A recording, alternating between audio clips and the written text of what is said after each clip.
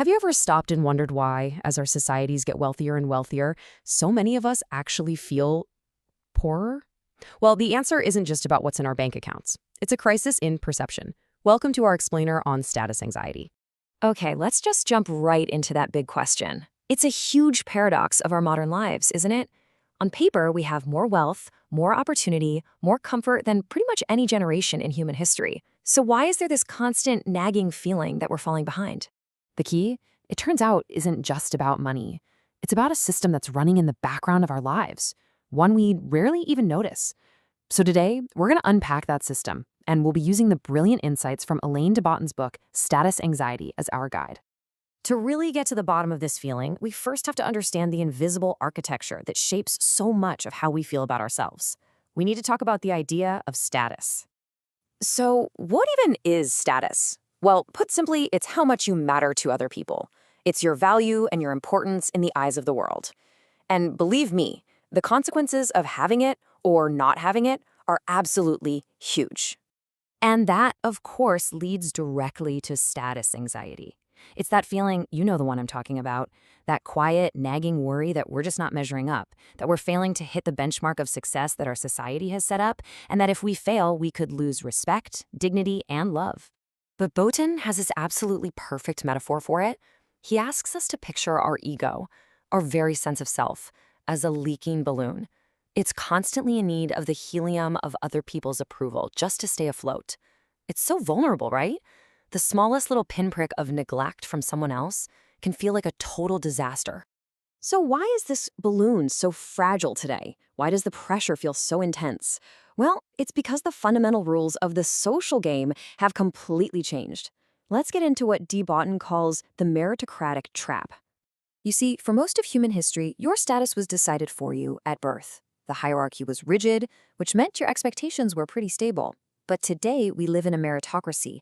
The whole hierarchy is fluid, and your status is something you supposedly earn through your own talent and hard work. And the result of that? Well, our expectations for ourselves have become basically unlimited. And this is where it gets really, really crucial. In this new system, money and success, they're not just about having nice things anymore. They become moralized. Your wealth starts to look like a direct reflection of your inner character, of how smart you are, how brave you are, how good you are. And here's the dark, brutal flip side of that logic.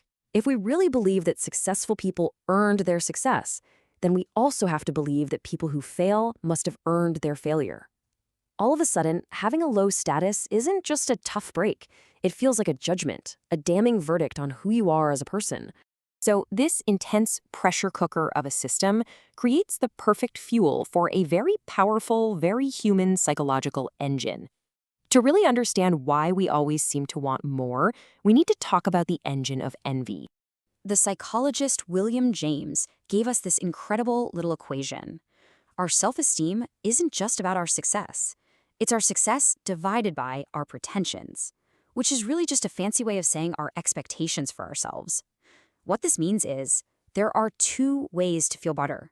You can achieve more, or you can want less. But here's the catch. Modern society is basically a giant expectation machine, constantly inflating those pretensions. We're not just comparing ourselves to our neighbors anymore. We are constantly scrolling through the perfectly curated highlight reels of thousands of people on social media, which just keeps raising the bar for what a good life is even supposed to be. And this brings us right back to our original question. The philosopher Rousseau totally nailed this. True wealth isn't some absolute number. It's completely relative to what you desire. Every single time we want something we can't have, we become a little bit poorer, no matter what our bank balance says. So paradoxically, our wealthy society can make us feel perpetually impoverished by constantly creating new desires. So what on earth are we supposed to do about this? The solution starts not by trying to change ourselves, but by changing how we see the problem in the first place. It's all about recognizing this whole dynamic for what it is, a crisis in perception. And here it is. This is the single most important idea to take away from this. That feeling of inadequacy, of anxiety, it is not your personal failing. It is a predictable structural outcome of our social system.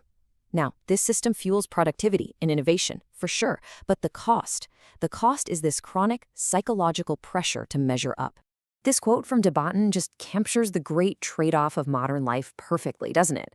We gained all this freedom and opportunity, but the price we paid was a constant, gnawing anxiety that we aren't living up to our potential. Seeing the system, it doesn't make the anxiety go away, but it reframes it. It lets you see that it's not all on you. Which leaves us with this final thought to chew on. If status is really just a social construct, a game with rules that have changed throughout history and are still changing, who then should you allow to keep the score in your life? Here at Crisis in Perception, we're all about examining the hidden systems that shape how we think and believe. We make this project freely available to everyone, but if you appreciate the work and want to help support it, you can become a supporter on Patreon. And if you want to go even further down this rabbit hole, we have a longer, audio-only deep dive on this very topic. The link is right there in the description. And finally, if you enjoyed this kind of systems-level thinking, please do all the things. Like, subscribe, and drop a comment to let us know what we should explore next. Thanks so much for watching.